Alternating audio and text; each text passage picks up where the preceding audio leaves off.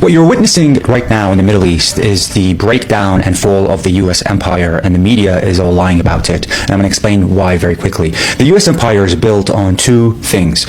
Number one, the US military power that it has, which is one of the best in the world, if not the best.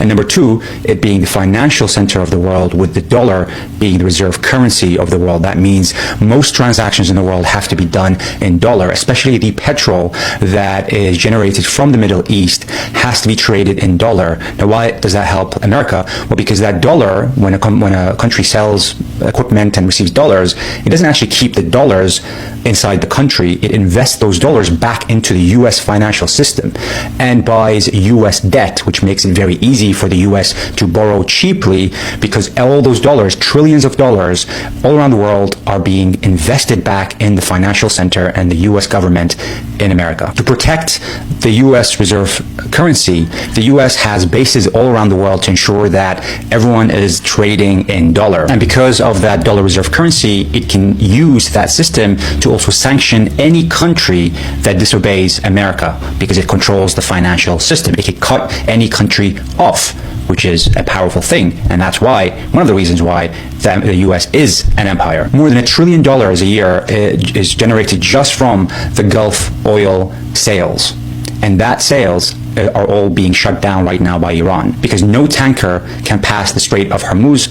Iran has shut it down, and people are saying, well, Iran doesn't have a navy anymore. You don't need a navy to shut down the Strait of Hormuz. It is only 35 kilometers wide. You just need a few drones and missiles and to hit some tankers to show that you mean business, which is exactly what Iran has done. So it has shut off all oil exports from this region, which supplies 20% of all the oil across the world. The US bases were supposed to be there to protect those countries and to ensure that the oil continues to be generated and sold in dollars. Those US bases in the Gulf areas are all under attack, and some have been severely damaged. The US bases were there supposed to protect the Gulf countries, but it's actually making those Gulf countries now in danger. It's a risk holding these US bases. The script has flipped. Instead of the US bases protecting the Gulf countries, it's the Gulf countries now protecting the US bases. The notion that America can defend its US bases have just been shut down, because they have all been attacked. And the region is waking up to the fact that the US was not prepared for this. The focus of the US was all towards Israel and not enough towards its own bases. It would rather defend Israel than its own bases. For Iran, the message is very clear. We have allowed your bases to be in this area as long as you don't attack us. Now that you have attacked us, there will be no more US bases in this region. And we're seeing the impact of this. The issue that they're facing, Americans, is that Iran is producing these $20,000 drones very cheaply, very quickly, and they're shooting them across, and they need to shoot them down.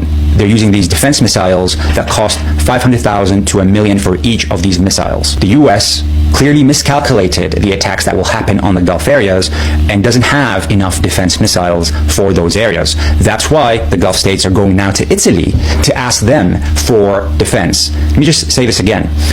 The Gulf areas, the Gulf countries, are unable to obtain defense missiles from America. The situation is so bad that America is now thinking about moving their defense systems and defense missiles away from South Korea and Japan to put them in the Middle East, because they didn't calculate how much they would need and how long this war will go. The oil production is what feeds the economy. It's what feeds, especially with the AI revolution, that requires a lot of energy. If there is no energy, that shuts down. This is what's going to pop the AI bubble. And Trump's reaction to the close of the Strait of Hormuz is that they're going to send ships to the region to protect the trade. Well, that's not going to work, because those ships are 1,000 kilometers away from Iran right now. The reason why they're 1,000 kilometers away from Iran is because they cannot get too close, because Iran will bomb them with their hypersonic missiles. Doesn't mean they're going to sink the ships, but they don't need to sink the ships. They just need to put them out of order. The problem is the media is lying about how many missiles Iran has. And they have misinterpreted, misjudged Iran's capability. This is the problem. When you look down at the enemy, when you think they're backwards, you miscalculate and you fail in a spectacular way. The situation is getting worse, whereby now Trump is trying to get the Kurds in Iraq and in parts of Iran to cause a civil war. Well, the issue there is that Turkey will not allow for the Kurds to become stronger, because if Kurds create their own country, Kurdistan, then that is a security risk for Turkey.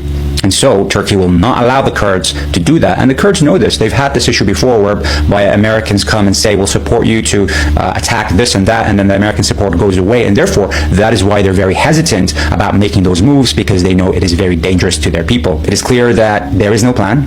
There is no strategy. They thought that just by killing some leadership, the country will crumble. This is what you hear on the media. We keep on hearing they're on their last knee. They're a house of cards. Just one last push and everything will break down. And clearly, the media has been lying to you. The problem is that Iran cannot accept any negotiation with the US. How could it after they killed their negotiating team last time and then they killed their leader this time? What is there to negotiate about? How can you trust the US and Israel anymore? They keep on killing you while they're trying to negotiate with you. And Israel and the US are known to just stop and then restart the war once they fill their missiles back in the area. Why would Iran allow them? So what this is looking like is that Trump is going to be pushed to deploy troops in the area. The whole system, the whole US empire is going to be challenged if it doesn't have those US bases around the world. If countries now start believing that the US cannot defend them. I mean, that's why everyone's being bullied by the US and just accepting US terms, because the US is the superpower. It defends those countries. But if it cannot now defend those countries because they misjudged this war, and it's clearly the fact that they misjudged this war, then why are they going to listen to the US if the US can't even defend them?